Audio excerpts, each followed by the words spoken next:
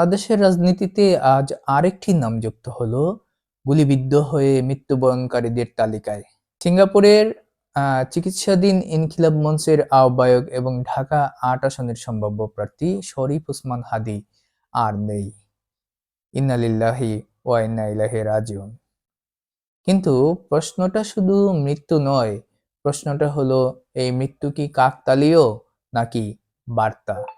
১২ই December ঢাকার পল্টন দুপুরের ব্যস্ত সময় হঠাৎ গুলির শব্দ। গুলিবিদ্ধ হন শরীফ ওসমান হাদী। প্রথমেই ঢাকা মেডিকেল, তারপর এভার কেয়ার হাসপাতাল। অবস্থা আশঙ্কাজনক। রাষ্ট্র তখন কি করলো? ১৪ ডিসেম্বর প্রধান উপদেষ্টা ডক্টর মোহাম্মদ ইউনূসের নির্দেশে জরুরি কল কনফারেন্স। সেই কল কনফারেন্সে সিদ্ধান্ত হলো দেশে নয়, সিঙ্গাপুরে চিকিৎসা। ১৫ই ডিসেম্বর এয়ার অ্যাম্বুলেন্সে হাদীকে সিঙ্গাপুরে পাঠানো হলো। ১ ঘন্টার মধ্যেই সিঙ্গাপুর জেনারেল হাসপাতালে তাকে ভর্তি করা হলো। চিকিৎসকদের ভাষায় মাথায় জরুরি অস্ত্রোপচার ছাড়া উপায় নেই। ১৮ই ডিসেম্বর অর্থাৎ আজ পরিবার অপারেশনের অনুমতি দিল, কিন্তু সময় ফুরিয়ে যাচ্ছিল।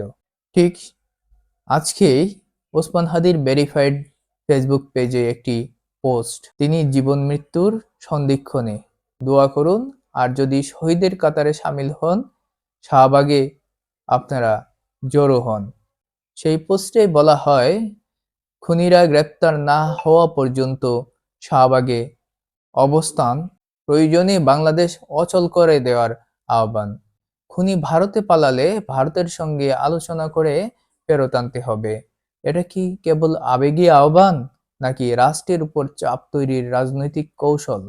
আজ ১৮ই ডিসেম্বর দিবাগত রাত পররাষ্ট্র মন্ত্রণালয়ের একজন কর্মকর্তা নিশ্চিত করেন শরীফ ওসমান হাদী মারা গেছেন। রাত ৯টা ৪৬ ইনকিলাব মঞ্চ ফেসবুকে ঘোষণা দেয়। কিন্তু এখানেই প্রশ্ন, গুলিবিদ্ধ হয়ে একজন রাজনৈতিক মুখ দেশের রাজধানীতে এভাবে মারা গেলেন, তদন্ত কোথায়? খুনিরা কোথায়? গ্রেপ্তার কই? গ্রেপ্তার যারা হয়েছে তারা কি হাদীর খুনের সঙ্গে সংশ্লিষ্ট ছিল, নাকি মানুষের নজর এড়াতেই এই সব গ্রেপ্তার নাটক? এই মৃত্যু কি রাজনৈতিক সহিংসতার ধারাবাহিকতা, নাকি উদীয়মান কণ্ঠরোধের চেষ্টা, নাকি রাষ্ট্রের নিরাপত্তা ব্যবস্থার ব্যর্থতার নগ্ন উদাহরণ?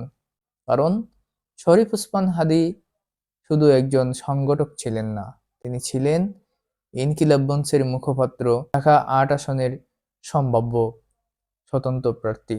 মাঠের রাজনীতিতে সক্রিয় কণ্ঠ, আর বাংলাদেশের ইতিহাস বলে সক্রিয় কণ্ঠ মানেই ঝুঁকি। এখন বল আদালতের মাঠে নয়, বল রাস্তায়। শাহবাগ কি আবার উত্তাল হয়ে উঠবে? রাষ্ট্র কি খুনিদের ধরবে, নাকি এই মৃত্যু আরো অনেক মৃত্যুর ভিড়ে হারিয়ে যাবে? ঢাকা বাংলা শুধু প্রশ্ন তোলে, একজন নাগরিক গুলিবিদ্ধ হয়ে বিদেশে মারা গেলে রাষ্ট্রের দায় কোথায় শেষ হয়? আজ শরীফ ওসমান হাদী, আগামীকাল কে? এই মৃত্যুর কোনো সমাপ্তি নয়, এটা হয়তো আরেকটি অধ্যায়ের শুরু।